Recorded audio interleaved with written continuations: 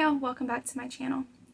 There have been a few times over the years in talking to friends and family, they've said things like, oh, well, when you're a professor, make sure that you teach the truth about history, that you're not just teaching politicized garbage.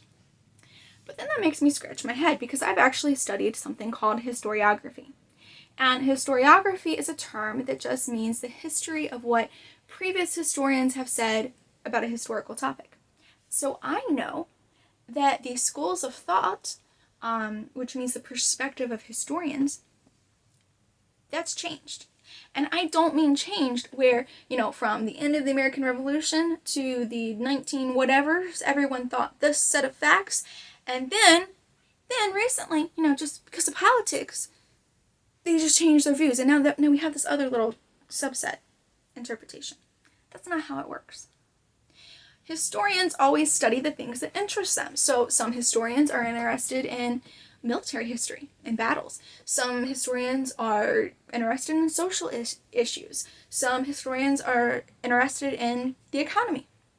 And because of this, when you get, sets of historians that are educated around the same time and have their careers at the same time, you get these trends in these schools of thought. The perspective that they're coming from, the things that they want to study, what interests them. And this is not this constant thing that has been, pretty much the same since the Revolution. It's not like that. Around the early 1800s, we had Mercy Otis Warren and we had David Ramsay. And these were both historians that lived through the American Revolution. So they are not objective. That doesn't mean that their works aren't important. They are. But Mercy Otis Warren was the sister of a founder, the wife of a founder, and the friend of a bunch of founders. So when she says the American Revolution was, necessary and that the Patriot cause was so just because of this and that and the other, she's gonna say that anyway. Similar with David Ramsay. He lived through it. He's going to say that. To take their accounts at face value and say this is the truth that we need to stick to, that would be like telling some random politician or journalist from today to go write on something that happened a year ago, and then we're going to assume that they knew all the facts, they had all the information, and that their bias wasn't an issue. That doesn't work. Now, a little bit later in the 1800s, kind of mid-century, we get Richard Hildreth. We get George Bancroft, big names in history. And whether we're talking about Warren or we're talking about Bancroft, we see very, very similar themes.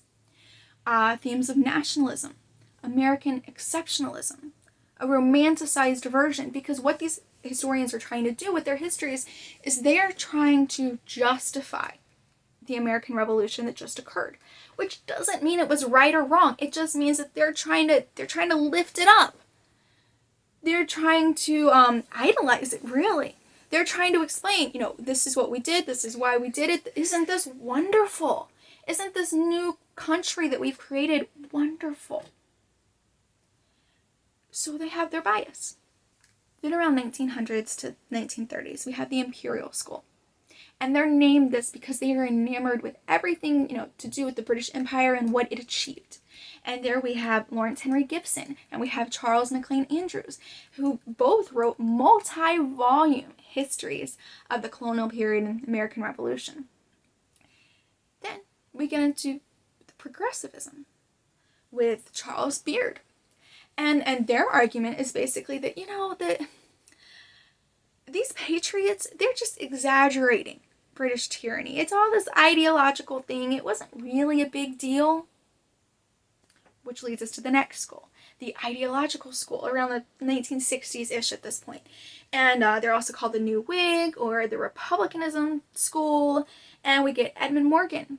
We get Bernard Bailyn and Gordon Wood, and all great historians. But they're now returning to this importance of ideology and this importance of patriotism and topic of American exceptionalism. Because you see, it's circular. Their interests and their perspectives, it's all circular.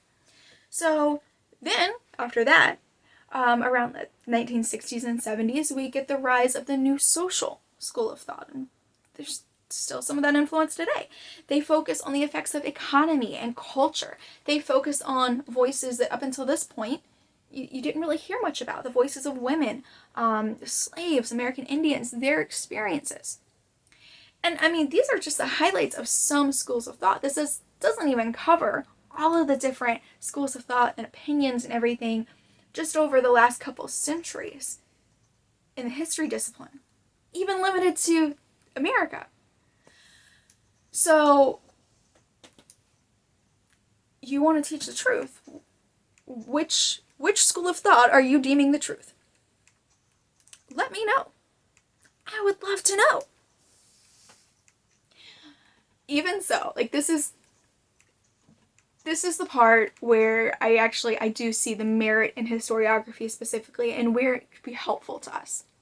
Because when you have all these people with all these different perspectives, that means they're all thinking of something different. And if you read a let's read a imperial historian and a ideological historian and a new social historian, and you read something that each of these wrote about the same topic, then you're going to get all these different perspectives, all these different ideas. You're going to get more questions to ask. And that is so valuable.